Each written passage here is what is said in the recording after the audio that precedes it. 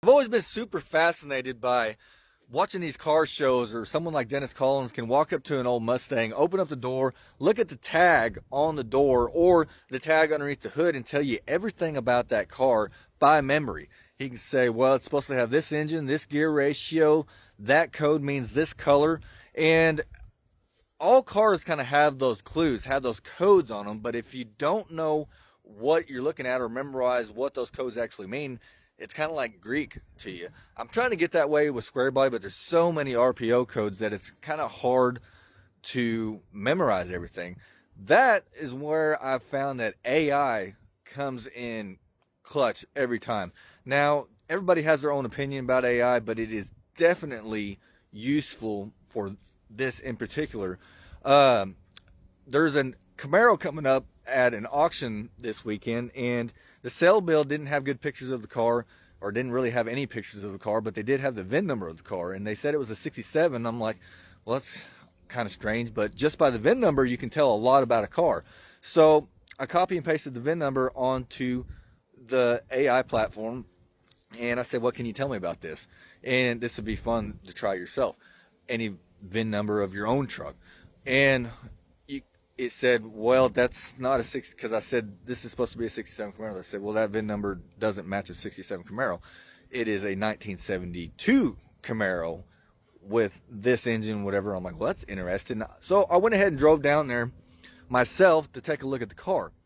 And because 1972 is a significant year for Camaro, because the strike happened and they made half as many that year as they did before and the year after.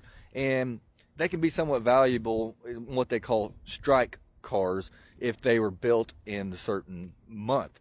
Now, they have a buck tag under the hood. It tells you a lot more information about the car than what the actual VIN number would. So when I got there, I took a picture of that buck tag, and I'll show you what I'm talking about.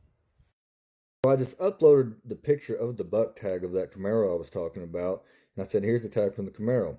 So automatically it deciphers it. Here's the numbers that are on it, and it tells me, boom, right there, it's 72 model, 24 means Camaro, 87 means Sport Coupe. The assembly plant is Norwood, Ohio. Get your serial number, interior trim code 701, standard black vinyl, paint code Pacer Gold. That is true because I looked at it and you could tell it was gold underneath.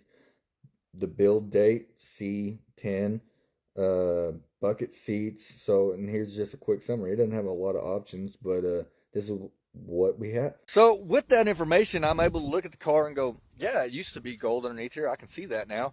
But with the date code, I'm able to see that it's not a strike error build date car. So it's not worth as much as what I would originally think that it is if I assume that it was that car. The same thing goes for anything, really. I go to a lot of estate sales and I find stuff and I don't even know what it is, but it's cool, like an old blacksmith tool or something. I can take a picture, upload it, and I find out all the information I need to. The technology is here, so might as well use it.